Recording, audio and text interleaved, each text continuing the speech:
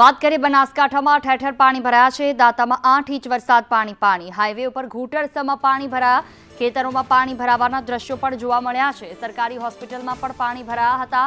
બનાસકાંઠા દાંતા તાલુકામાં 8 ઇંચ વરસાદથી પાણી થઈ ગયું। હાઈવે માર્ગ ઉપર ઘૂંટણસમાં પાણી પણ ભરાયા છે। ખેતરોમાં પાણી ભરાઈ ગયા। સમગ્ર તાલુકામાં ભારે વરસાદને પગલે પાણી થયું છે।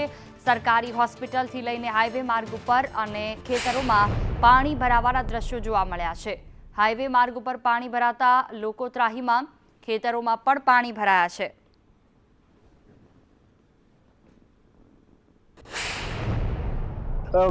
પાણી છે તે વરસાદના પાણી જે રોડ પર ભરાયા હતા અને જે ખેતરો છે તે ખેતરો પણ જે બેટમાં ફેરવાયા હતા અને ખેતરોમાં પાણી ભરાવાના કારણે જે ખેડૂતોની મકાઈ જેવા વાવેતર કરેલું હતું તે પણ નુકસાન આવ્યું હોય તેવું દેખાઈ રહ્યું છે અને પાણી ભરાવાના કારણે જે મકાઈના પાકને પણ નુકસાન આવે તેવું જોવા મળ્યું છે અને રોડ ઉપર પણ પાણી ભરાયા હતા અને વાહન ચાલકોને પણ વાહન ચલાવવામાં પણ મુશ્કેલીઓનો સામનો કરવો પડ્યો હતો।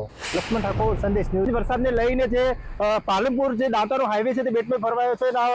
પાણી પર જે પાણીમાં જે વાહનો ચાલવા માટે છે વાહનોને પણ તકલીફ પડતી હોય છે અને મોટા પ્રમાણની અંદર જે વાહનો છે તે પાણીમાં ચાલતા હોય છે અને પાણીમાં ચાલતાની સાથે જ વાહનોને તકલીફ પડતી હોય છે। ત્યારે જે પાણી ભરાવાના કારણે જે વાહનો પણ ખરાબ થતા હોય છે અને વાહનો પણ બંધ પડી જતા હોય છે। સ્ટેટ હાઈવે હજુ જે વર્ષો જે સમય વધારે નથી થયો અને આ જે પાણી ભરાવાના દ્રશ્યો સામે આવે છે તેને લઈને વાહન ચાલકોમાં કંઈક ને કંઈક મુશ્કેલીનો સામનો કરવો પડતો હોય છે। લક્ષ્મણ ઠાકોર, સંદેશ ન્યૂઝ, અંબાજી।